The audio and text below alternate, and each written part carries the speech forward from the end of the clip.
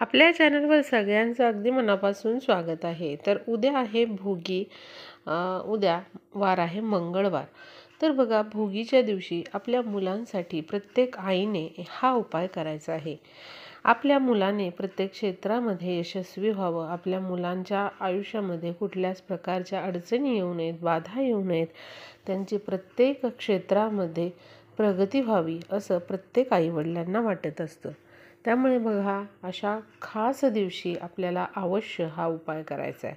आता हा उपाय तुम्ही उद्या भोगीच्या दिवशी, त्याचबरोबर संक्रांती दिवशी आणि किंक्रांती दिवशी असा 3 दिवस करायचा आहे. बघा, या उपायामुळे तुमच्या मुलांच्या आयुष्यामध्ये काही अडचणी असतील किंवा सतत कामामध्ये काही अडथळे येत असतील त्यांच्या, तर ते नक्कीच दूर होतात. त्यामुळे बघा, अवश्य हा जो उपाय आहे तुमच्या मुलांसाठी तुम्ही 3 दिवस सलग करायचा आहे.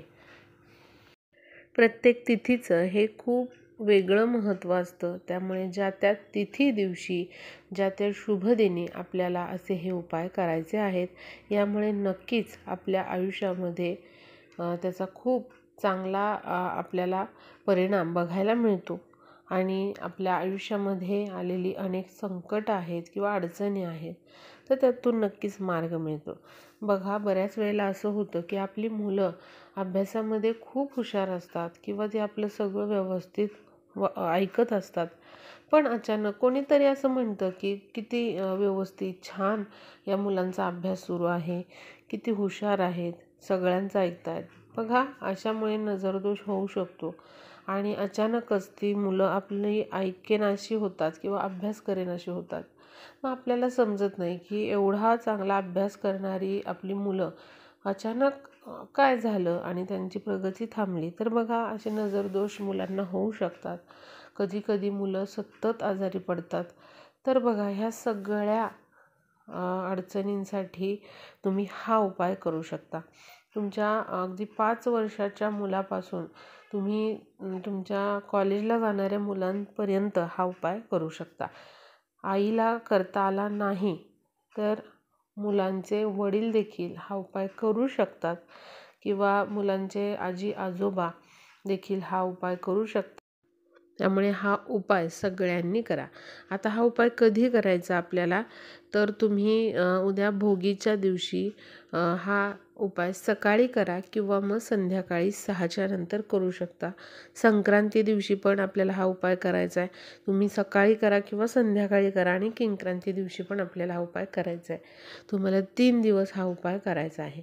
तर आता बघूयात की हा उपाय करायचा आहे कसा. तर आपल्याला या उपायासाठी लागणार आहे एक मातीची पणती. पणती ही घ्यायची आहे आपल्याला. आणि बघा, कुठलाही धातूचा दिवा घेऊ नका, तर मातीची पणती म्हणजेच मातीचा दिवाच यासाठी घ्यायचा आहे. आता यामध्ये कलाव्याची वात टाकायची आहे, म्हणजे जे रक्षासूत्र असतं ते आपल्याला घ्यायचं आहे आणि त्याचीच वात आपल्याला बनवायची आहे. जेव्हा आपण रक्षासूत्र म्हणजे कलाव्याचा धागा वापरतो यामध्ये वात म्हणून, तेव्हा हा उपाय आणखी प्रभावी बनतो. त्यामुळे आपल्याला रक्षासूत्र म्हणजे कलाव्याचा धागा वापरायचा आहे. पण काही कारणांमुळे तुम्हाला कलावा वापरणं शक्य नाही आहे, तर तुम्ही कापसाच्या जोड वाती घ्यायच्या आहेत, म्हणजे 2 वातींची एक वात बनवायची आणि यामध्ये वापरायची आहे. आता या दिव्यामध्ये आपल्याला तिळाचंच तेल वापरायचं आहे. तिळाचं तेल टाकून दिवा प्रज्वलित करायचा आहे.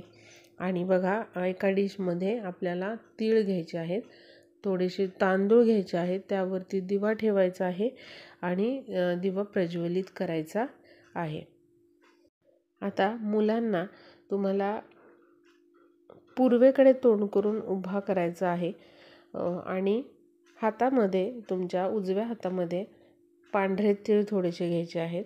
त्याचबरोबर पिवळी मोहरी घ्यायची आहे आणि 2 लवंग आपल्याला घ्यायच्या आहेत. लवंगा या चांगल्या फुल असलेल्या असाव्यात. आणि मुलांच्या डोक्यापासून पायापर्यंत तुम्हाला या 3 वस्तू 3 वेळा उतरवायच्या आहेत. आणि आमच्या मुलांच्या आयुष्यामध्ये जे काही अडचणी संकटे आहेत ती दूर व्हावेत, सगळे नजरदोष दूर व्हावेत, नष्ट व्हावेत, आजारपणं दूर व्हावेत आणि मुलांची प्रगती व्हावी अशी तुम्हाला प्रार्थना करायची आहे. आणि जो दिवा आपण प्रज्वलित केलेला आहे तो मुलांच्या जवळच ठेवायचा आहे. आणि हे सगळं 3 वेळा उतरवल्यानंतर जे तीळ, पिवळी मोहरी आणि ज्या लवंग आहेत 2 त्या आपल्याला त्या दिव्यामध्ये टाकायच्या आहेत. त्याचबरोबर एक कापराचा तुकडा देखील त्यामध्ये टाकायचा आहे. कापराचा तुकडा हा आपल्याला शेवटी टाकायचा आहे, तो मुलांवरून उतरवण्याची गरज नाही. त्यानंतर हा जो दिवा आहे तो आपल्या मुख्य दरवाजाच्या बाहेर तुम्हाला ठेवायचा आहे. मुख्य दरवाजाच्या बाहेर ठेवायचा नसेल तर तुम्ही दरवाजाच्या आत, दरवाजाच्या जवळ कुठेही हा दिवा ठेवू शकता. जोपर्यंत दिवा प्रज्वलित आहे तोपर्यंत तो राहू द्या. जर तुम्हाला वाटलं की यामध्ये अजून तेल टाकायचं आहे तर तुम्ही तिळाचं तेल त्यामध्ये टाकू शकता. असा हा दिवा तुम्हाला भोगीच्या दिवशी, मकर संक्रांतीच्या दिवशी आणि किंक्रांती दिवशी आपल्या मुलांकरिता प्रज्वलित करायचा आहे. आणि अशा प्रकारे हे जे 3 साहित्य तुम्हाला सांगितलं मी ते मुलांवरून 3 वेळा उतरवून तुम्हाला त्या दिव्यामध्ये टाकायचं आहे. आता बघा, एकापेक्षा जास्त तुम्हाला मुले असतील तर पणती तुम्ही एकच वापरू शकता. पण जे साहित्य आहे तीळ किंवा जी पिवळी मोहरी आणि लवंगा त्या मात्र तुम्हाला वेगवेगळ्या वापरायच्या आहेत. वेगवेगळं तुम्हाला हे प्रत्येक मुलावरून उतरवायचं आहे आणि त्याच दिव्यामध्ये तुम्ही ते टाकू शकता.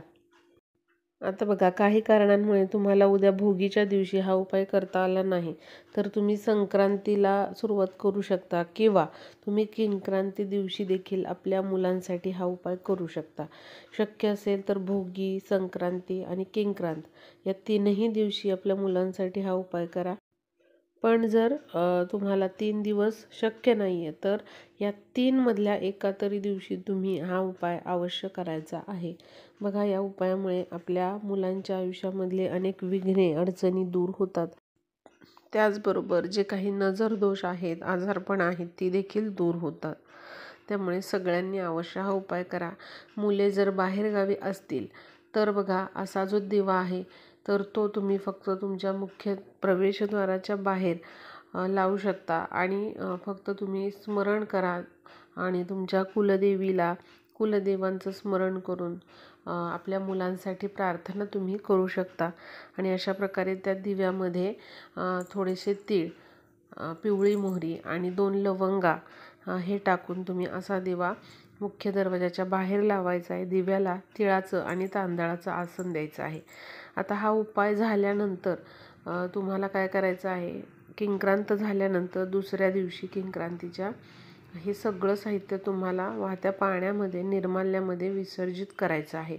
ती पणती पण तुम्हाला विसर्जित करायची आहे. व्हिडिओला जास्तीत जास्त शेअर करा म्हणजे सर्वांना हा उपाय